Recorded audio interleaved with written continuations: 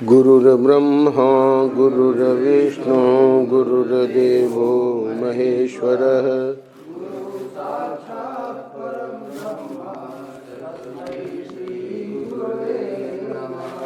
रामं रामानुजं सीतां भरतं भरतानुजं सुग्रीवं वायुसूनुं च प्रणयामामि पुनः पुनः।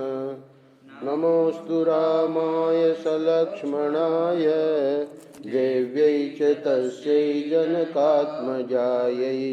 नमोऽस्तु रुद्रेन्द्रयमानिलेभ्यो नमोऽस्तु चन्द्रार्कमरुद्गणेभ्यः। नारायण नारायण नारायण नारायण। श्रीमद् वाल्मीकि रामायण आज 19 जनवरी है।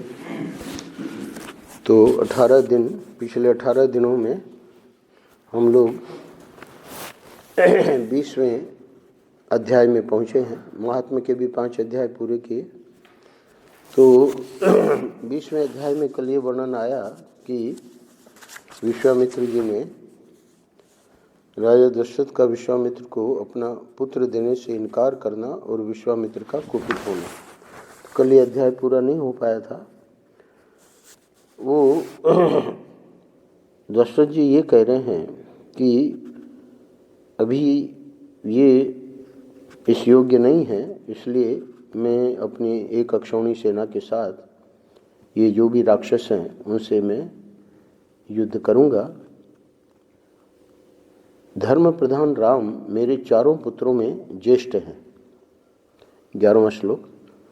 इसलिए उस पर मेरा प्रेम सबसे अधिक है, अतः आप राम को न ले जाइए। पूछते भी हैं राक्षसों के बारे में, वे राक्षस कैसे पराक्रमी हैं, किसके पुत्र हैं और कौन हैं, उनका डील डोल कैसा है, मुनीश्वर उनकी रक्षा कौन करते हैं, राम उन राक्षसों का सामना कैसे कर सकता है। हे ब्राह्मण, मेरे सैनिकों को या स्वयं मुझे ही उन माया युद्धि राक्षसों का प्रतिकार कैसे करना चाहिए, आप ये भी बतावें। राम को तो मैं नहीं भेजूंगा, और हे भगवान, ये सारी बातें आप मुझे बताइए कि उन दुष्टों के साथ युद्ध में मुझे कैसे खड़ा होना चाहिए, क्योंकि राक्षस बड़े बलाभिमानी होते हैं। यानी ये मान के चल रहे हैं कि वो मान जाएंगे, तो इसलिए मुझे ही आप बताइए कैसे क्या करना है। राजा दशरथ की इस बात को सुनकर विश्वामित्र जी बोले, अब चूंकि उन्होंने पूछा है कि किनके पुत्र हैं और ये सब राक्षसों के बारे में, तो उसकी जानकारी दे रहे हैं। हे महाराज, रावण नाम से प्रसिद्ध एक राक्षस है जो महर्षि पुलस्त्य के कुल में उत्पन्न हुआ है। उसे ब्रह्मा जी से मुँह मांगा वरदान प्राप्त हुआ है, जिससे महान बलशाली और महापराक्रमी होकर बहुसंख्यक राक्षसों से घिरा हुआ है। वह निशाचर तीनों लोकों के निवासियों को अत्यंत कष्ट दे रहा है। सुना जाता है कि राक्षस राज रावण विश्रवा मुनि का औरस पुत्र तथा साक्षात कुबेर का भाई है। तो ये जय विजय शापित हो गए थे, इसलिए रावण कुंभकर्ण ये राक्षस बने। बाकी तो ये स्वयं बहुत विद्वान ब्राह्मण था, कुबेर का भाई था और विश्रवा मुनि का औरस पुत्र था। वह महाबली निशाचर इच्छा रहते हुए भी स्वयं आकर यज्ञ में विघ्न नहीं डालता। क्यों नहीं डालता? अपने लिए इसे तुच्छ कार्य समझता है। इसलिए उसी की प्रेरणा से 2 महान बलवान राक्षस मारीच और सुबाहु यज्ञों में विघ्न डाला करते हैं। विश्वामित्र मुनि के ऐसा कहने पर राजा दशरथ उनसे इस प्रकार बोले, हे मुनिवर, मैं उस दुरात्मा रावण के सामने युद्ध में नहीं ठहर सकता। हे धर्मज्ञ महर्षि, आप मेरे पुत्र पर तथा मुझ मंद भागी दशरथ पर भी कृपा कीजिए, क्योंकि आप मेरे देवता तथा गुरु हैं। यानी राम का तो मारने का कोई प्रश्न ही नहीं है, पर मैं भी जो सोच रहा था, तो जब ये वर्णन सुना कि ये कौन है, तो बोले कि मैं भी उनको नहीं मार सकता। युद्ध में रावण का वेग तो देवता, दानव, गंधर्व, यक्ष, गरुड़ और नाग भी नहीं सह सकते, फिर मनुष्य की तो बात ही क्या है। मतलब उनका जो बॉस है रावण, पर ये भी दोनों जैसे आपने बताया बहुत बलशाली हैं।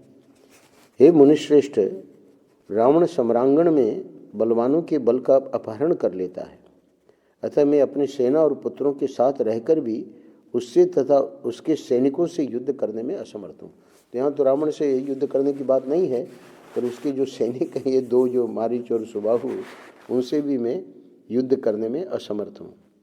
हे ब्रह्मन, यह मेरा देवोपम पुत्र युद्ध की कला से सर्वथा अनभिज्ञ है, इसकी अवस्था भी अभी बहुत थोड़ी है, इसलिए मैं इसे किसी तरह नहीं दूंगा। अच्छा, मारीच और सुबाहु सुप्रसिद्ध दैत्य सुंद और उपसुंद के पुत्र हैं।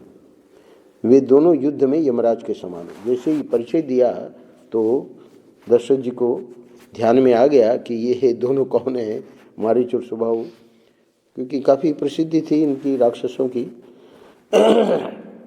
तो स्वयं ही बता रहे हैं कि दैत्य सुंद और उपसुंद के पुत्र हैं। कि सुंद उपसुंद महाभारत में कथा है, ये दोनों मारे गए। तिलोत्तमा करके ब्रह्मा जी को एक बहुत ही सुंदर, मतलब अपने शरीर से ही उसको अप्सरा को पैदा करना पड़ा। पूरी दुनिया की सुंदरता को लेके तिलोत्तमा अप्सरा में, और उसका प्रयोजन यही था कि सुंद उपसुंद इनको वरदान था कि मरेंगे तो एक दूसरे से ही, बाकी उनको कोई नहीं मार सकता। और इनकी इतनी, दोनों भाई थे और इतने मित्रता थी कि प्रश्न ही नहीं था कि एक दूसरे को मारेंगे। तो ये तिलोत्तमा जब वहाँ पहुँची है तो दोनों आकर्षित हुए, और ये सुंद कहा कि ये मेरी है, उपसुंद ने कहा कि मेरी है, और उसु के लेके तो उन्हीं के जो सुंद उपसुंद के पुत्र हैं मारीच और सुबाहु, वे दोनों युद्ध में यमराज के समान हैं। यदि वे ही आपके यज्ञ में विघ्न डालने वाले हैं तो मैं उनका सामना करने के लिए अपने पुत्र को नहीं दूंगा, क्योंकि वे दोनों प्रबल, पराक्रमी और युद्ध विषयक उत्तम शिक्षा से संपन्न है। मारीच और सुबाहु के बारे में दशरथ जी, चूँकि पहले पूछा कि राक्षस कैसे पराक्रमी हैं, तो जो बताया कि रावण के ही दोनों हैं मारीच और सुबाहु, तो उनको ध्यान में आया कि इनको तो मारना पुत्र के लिए तो असंभव ही है। मैं उन दोनों में से किसी एक के साथ युद्ध करने के लिए अपने सुहृदों के साथ चलूँगा।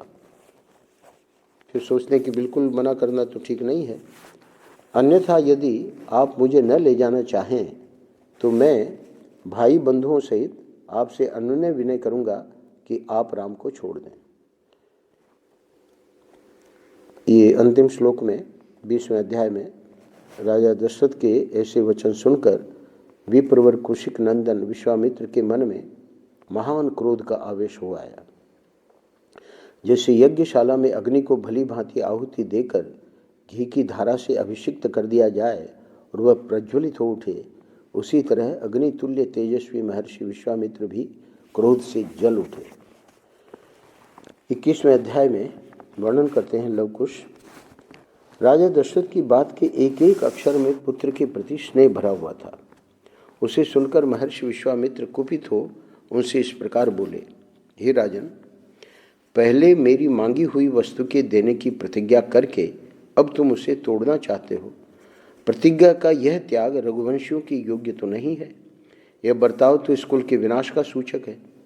हे नरेश्वर, यदि तुम्हें ऐसा ही उचित प्रतीत होता है तो मैं जैसा आया था वैसे ही लौट जाऊंगा। कुकुस्त कुल के रत्न, हे कुकुस्त कुल के रत्न, अब तुम अपनी प्रतिज्ञा झूठी करके हितैषी सुहृदों से घिरे रहकर सुखी रहो। मैं जा रहा हूँ, है ना, और आप जो हैं सुखी रहें। क्रोध में होने पर भी आशीर्वाद दे रहे हैं। क्यों? क्योंकि विनाश तो होगा ही, प्रतिज्ञा का तुम उल्लंघन कर रहे हो। बुद्धिमान विश्वामित्र के कुपित होते ही सारी पृथ्वी कांप उठी और देवताओं के मन में महान भय समा गया। उनके रोष से सारे संसार को त्रस्त हुआ जान उत्तम व्रत का पालन करने वाले धीर चित्त महर्षि वशिष्ठ ने राजा से इस प्रकार कहा। अब ये पूरे अध्याय में वशिष्ठ जी क्या कहते हैं। हे महाराज, आप इक्ष्वाकु वंशी राजाओं के कुल में साक्षात दूसरे धर्म के समान उत्पन्न हुए हैं, धैर्यवान, उत्तम व्रत के पालक तथा श्री संपन्न हैं। आपको अपने धर्म का परित्याग नहीं करना चाहिए। अच्छा, अब ये तो राम को समझते हैं कि ये बालक हैं, तो बताएंगे वशिष्ठ जी। रकुल भूषण दशरथ बड़े धर्मात्मा हैं। ये मतलब पहले तो उनके बारे में बता रहे हैं कि ये जो वाक्य है, ये जो बात है, ये बात तीनों लोकों में प्रसिद्ध है। अतः आप अपने धर्म का ही पालन कीजिए, अधर्म का भार सिर पर न उठाइए। मैं अमुक कार्य करूँगा ऐसी प्रतिज्ञा करके भी जो उस वचन का पालन नहीं करता, उसके यज्ञ यागादि, इष्ट तथा बावली, तालाब बनवाने आदि पूर्त कर्मों के पुण्य का नाश हो जाता है।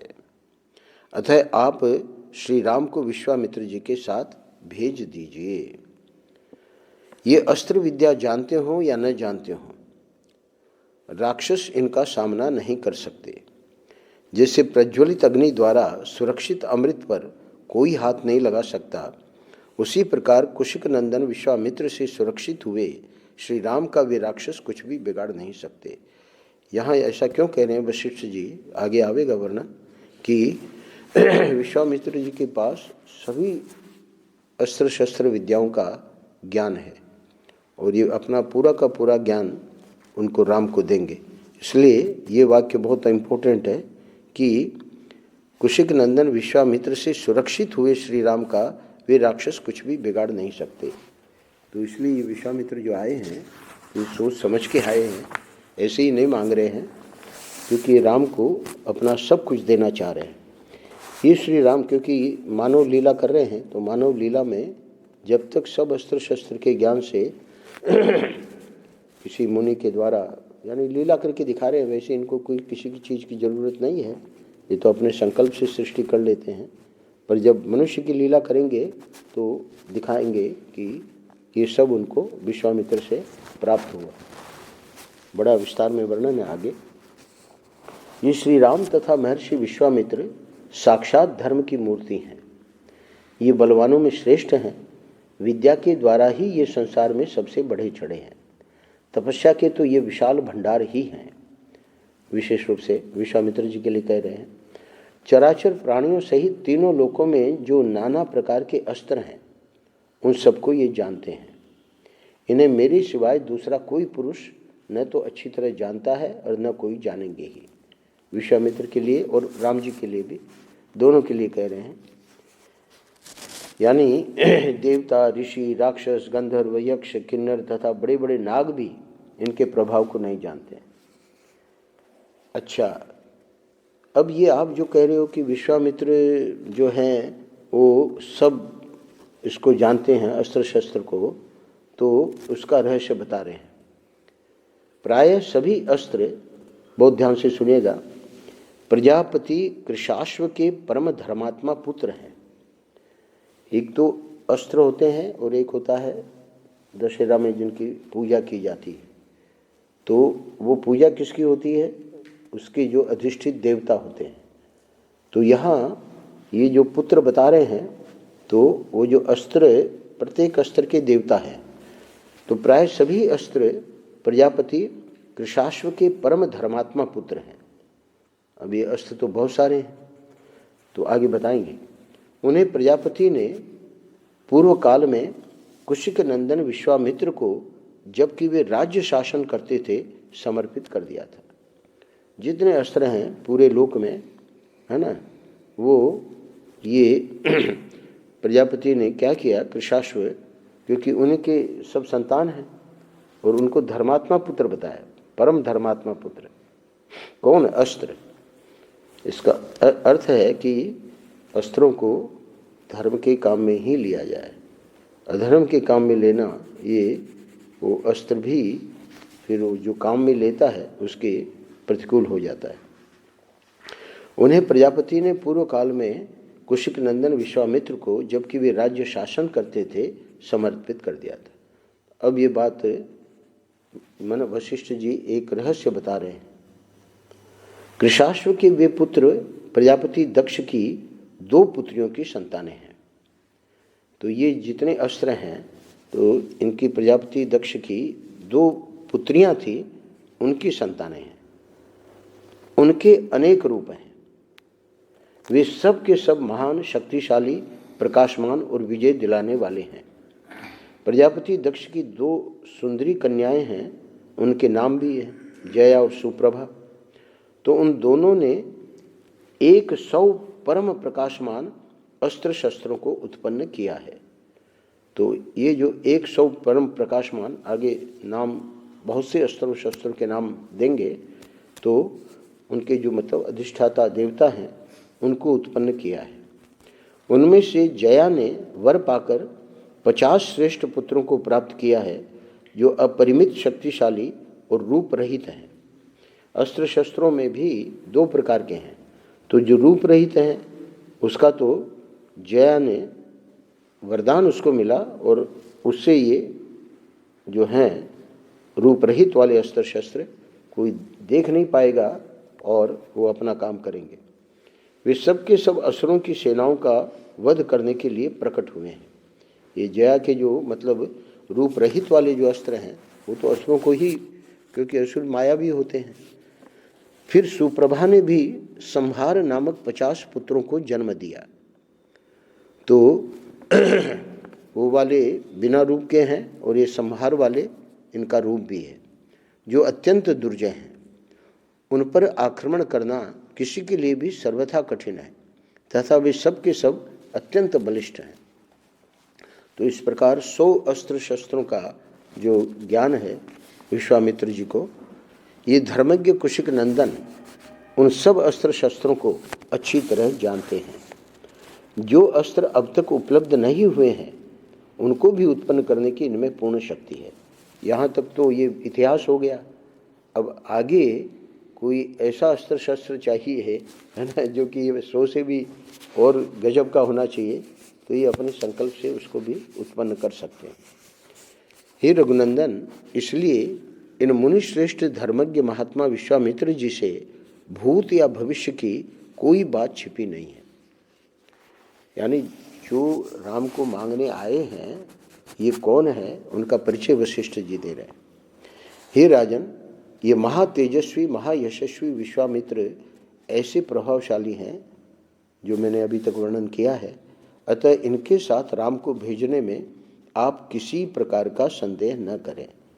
अब इतनी बातें राजा दशरथ को जब पता लग गई और उन्होंने कह भी दिया अवश्य चले कि इनके द्वारा रक्षित है राम, तो इसलिए आप ये न कल्पना करें कि मेरा बालक राम मारेगा, है ना।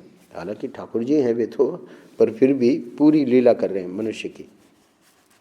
महर्षि कौशिक स्वयं भी उन राक्षसों का संहार करने में समर्थ हैं विश्वामित्र जी, किंतु ये आपके पुत्र का कल्याण करना चाहते हैं।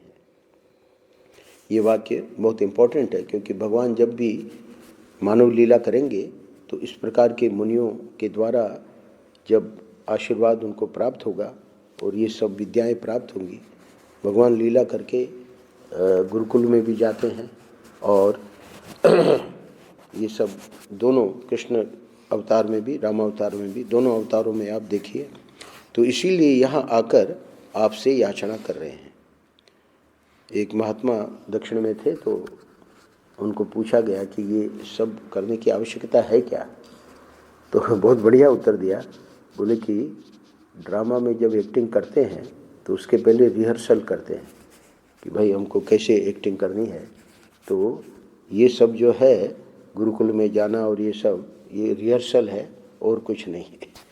तो अनेक महात्मा अपने अपने भाव देते हैं इन सब लीलाओं के बारे में। तो कह रहे हैं कि ये आपके पुत्र का कल्याण करना चाहते हैं, यानी ये तो आपका सौभाग्य है कि मांगने आए हैं, इसलिए यहाँ आकर आपसे याचना कर रहे हैं। महर्षि वशिष्ठ के इस वचन से विख्यात यश वाले रकुल शिरोमणि नृपश्रेष्ठ दशरथ का मन प्रसन्न हो गया। अब जब इतनी बातें सुनी तो फिर तो कहना ही क्या है, फिर तो मतलब कल्याण करने आए हैं बेटे का, तो राम को ही नहीं लक्ष्मण को भी साथ में दिया। वे आनंद मग्न हो गए और बुद्धि से विचार करने पर विश्वामित्र जी की प्रसन्नता के लिए उनके साथ श्री राम का जाना उन्हें रुचि के अनुकूल प्रतीत होने लगा। यहाँ 21वां अध्याय पूरा होता है। अगले अध्याय में वशिष्ठ के ऐसा कहने पर राजा दशरथ का मुख प्रसन्नता से खिल उठा। उन्होंने स्वयं ही लक्ष्मण सहित श्री राम को अपने पास बुलाया। ऐसा क्यों किया? हम लोग सुन चुके हैं कि भगवान राम जो है उनका लक्ष्मण के साथ किस प्रकार का, यानी बचपन में भी भगवान राम को नींद नहीं आती थी जब तक लक्ष्मण साथ में नहीं आएंगे। तो उस दृष्टि से ये जानते थे दशरथ कि राम को अकेला भेजना ठीक नहीं है। तो उन्होंने स्वयं ही लक्ष्मण सहित श्री राम को अपने पास बुलाया। फिर माता कौशल्या, पिता दशरथ और पुरोहित वशिष्ठ ने स्वस्ति वाचन करने के पश्चात उनका यात्रा संबंधी मंगल कार्य संपन्न किया। श्री राम को मंगल सूचक मंत्रों से अभिमंत्रित किया गया। तदनंतर राजा दशरथ ने पुत्र का मस्तक सूंघकर अत्यंत प्रसन्न चित्त से उसको विश्वामित्र को सौंप दिया। उस समय धूल रहित, देखिए पुत्र का कल्याण करने जा रहे हैं ये महात्मा, अब प्रसन्न चित्त होकर और इनको विदाई दे रहे हैं। उस समय धूल रहित सुखदायिनी वायु चलने लगी। कमल नयन श्री राम को विश्वामित्र जी के साथ जाते देख देवताओं ने आकाश से वहाँ फूलों की बड़ी भारी वर्षा की। देव दुंदुभियाँ बजने लगी। महात्मा श्री राम की यात्रा के समय शंखों और नगाड़ों की ध्वनि होने लगी। आगे आगे विश्वामित्र, उनके पीछे काक पक्षधारी महायशस्वी श्री राम तथा उनके पीछे सुमित्रा कुमार लक्ष्मण जा रहे थे। उन दोनों भाइयों ने पीठ पर तरकश बांध रखे थे। उनके हाथों में धनुष शोभा पा रहे थे तथा वे दोनों 10 दिशाओं को सुशोभित करते हुए महात्मा विश्वामित्र के पीछे 3-3 फन वाले 2 सर्पों के समान चल रहे थे। तो ये 3-3 फन उपमा जो दी है उसको आगे समझाया है। 3 फन क्या है? एक और कंधे पर धनुष, दूसरी ओर पीठ पर तूणीर और बीच में मस्तक। तो इन्हीं तीनों को 3 फन से उपमा दी गई है। अच्छा, इनका स्वभाव उच्च एवं उदार, अपनी अनुपम कांति से प्रकाशित होने वाले वे दोनों अनिंद्य सुंदर राजकुमार सब और शोभा का प्रसार करते हुए विश्वामित्र जी के पीछे उसी तरह जा रहे थे जैसे ब्रह्मा जी के पीछे दोनों अश्विनी कुमार चलते हैं। काव्य है तो हमेशा उपमा वगैरह आदि काव्य है ये वाल्मीकि रामायण। वे दोनों भाई कुमार श्री राम और लक्ष्मण वस्त्र और आभूषणों से अच्छी तरह अलंकृत थे। उनके हाथों में धनुष थे। उन्होंने अपने हाथों की उंगलियों में गोहटी के चमड़े के बने हुए दस्ताने पहन रखे थे। पशु का नाम है। उनके कटी प्रदेश में तलवारें लटक रही थीं।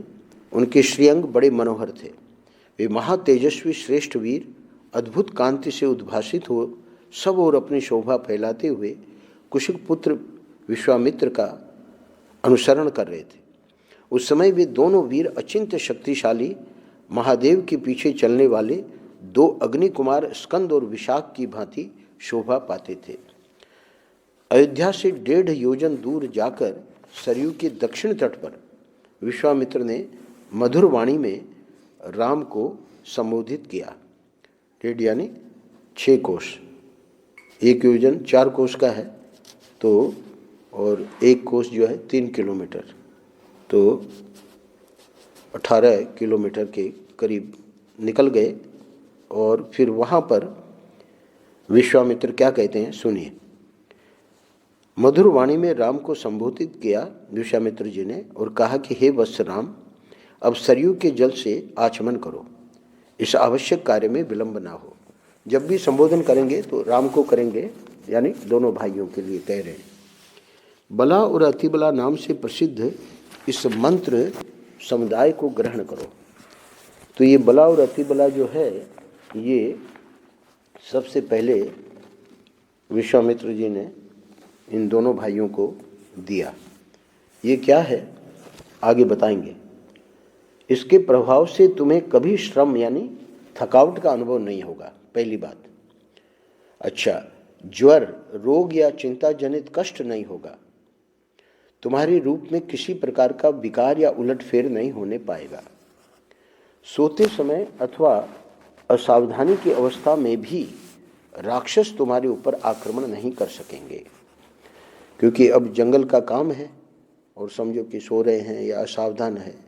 तो बला अति बला की ये विशेषता है कि ये दोनों जो है एक प्रकार की विद्या है, तो इन दोनों को दे रहे हैं, राम और लक्ष्मण को। इस भूतल पर बाहुबल में तुम्हारी समानता करने वाला कोई न होगा। हे तात, हे रकुल नंदन राम, बला और अति बला का अभ्यास करने से तीनों लोकों में तुम्हारे समान कोई नहीं रह जाएगा। हे अनग, बहुत से लोग पूछते हैं महाराज ये ये जो बला और अति बला ये कहाँ है इसका, क्योंकि इस प्रकार से जो बताया है तो बताया कि वेदों में इसका वर्णन है। अनग सौभाग्य, चातुर्य, ज्ञान और बुद्धि संबंधी निश्चय में तथा किसी के प्रश्न का उत्तर देने में भी कोई तुम्हारी तुलना नहीं कर सकेगा। यानी इस बला अति बला की जो फलश्रुति बताई है वो बहुत ही गजब की है। इन दोनों विद्याओं के प्राप्त हो जाने पर कोई तुम्हारी समानता नहीं कर सकेगा, क्योंकि ये बला और अति बला नामक विद्याएं सब प्रकार के ज्ञान की जननी हैं। जितना ज्ञान है विश्व में उसकी जननी है, तो सबसे पहले ये दोनों विद्याएं राम लक्ष्मण को ये देते हैं। हे नरश्रेष्ठ श्री राम, हे तात रघुनंदन, बला और अति बला का अभ्यास कर लेने पर तुम्हें भूख प्यास का भी कष्ट नहीं होगा। जैसे यहाँ लक्ष्मण का नाम नहीं लिया है तो ये भी हम सोच सकते हैं कि भगवान राम को ये दी गई। अतः रघुकुल को आनंदित करने वाले हे राम, तुम संपूर्ण जगत की रक्षा के लिए इन दोनों विद्याओं को ग्रहण करो। राम का ही नाम लिया है। तो इन दोनों विद्याओं का अध्ययन कर लेने पर इस भूतल पर तुम्हारे यश का विस्तार होगा। ये दोनों विद्याएं ये हैं क्या? ब्रह्मा जी की तेजस्विनी पुत्रियां हैं। मैंने इन दोनों को तुम्हें देने का विचार किया है। पहले से ही संकल्प कर लिया था कि अगर दे देते हैं, राम को ही मांगा था, तो मैं राम को ये बला और अति बला ये विद्याएं दे दूंगा। तो गुरु के पास तो क्या नहीं होता, तो ये पहले से ही संकल्प कर लिया था कि ये दोनों विद्याएं मैं दूंगा। हे राजकुमार, तुम ही इनके योग्य पात्र हो। यद्यपि तुम में इस विद्या को प्राप्त करने योग्य बहुत से गुण हैं अथवा सभी उत्तम गुण विद्यमान हैं, इसमें संशय नहीं है, तथापि मैंने तपोबल से इनका अर्जन किया है। अतः मेरी तपस्या से परिपूर्ण होकर ये तुम्हारे लिए बहुरूपिणी होंगी, अनेक प्रकार के फल प्रदान करेंगी। तो फल तो पहले ही गिना दिए, पर अब इतनी तपस्या कोई कहे कि भाई भगवान राम ने तो इतनी तपस्या नहीं की थी जितना विश्वामित्र का बड़ा विस्तार में वर्णन है, क्या क्या तपस्याएं इन्होंने की है महाभारत में और अन्य शास्त्रों में। तो ये कह रहे हैं कि मैं अपनी तपस्या के आधार पे इनको दे रहा हूँ। तब श्री राम आचमन करके पवित्र हो गए, उनका मुख प्रसन्नता से खिल उठा। उन्होंने उन शुद्ध अंतःकरण वाले महर्षि से वे दोनों विद्याएं ग्रहण की। विद्या से संपन्न होकर भयंकर पराक्रमी श्री राम सहस्रों किरणों से युक्त शरदकालीन भगवान सूर्य के समान शोभा पाने लगे। तो अब बला अति बला के उनके जीवन में जब वो आ जाते हैं तो उसका जो प्रभाव है वो शरीर पर भी। तत्पश्चात श्री राम ने विश्वामित्र जी की सारी गुरुजनोचित सेवाएं करके हर्ष का अनुभव किया। फिर वे तीनों वहाँ सरयू के तट पर रात में सुखपूर्वक रहे। राजा दशरथ के वे दोनों श्रेष्ठ राजकुमार उस समय वहाँ तृण की शैया पर, जो उनके योग्य नहीं थी, सोए थे। महर्षि विश्वामित्र अपनी वाणी द्वारा उन दोनों के प्रति लाड़ प्यार प्रकट कर रहे थे। इससे उन्हें वह रात बड़ी सुखमय सी प्रतीत हुई। यहाँ 22वां अध्याय पूरा होता है। कल हम 23वें अध्याय में प्रवेश करेंगे। इस अध्याय में विश्वामित्र सहित श्री राम और लक्ष्मण का सरयू गंगा संगम के समीप पुण्य आश्रम में रात को ठहरना। बलिया है। नारायण नारायण नारायण।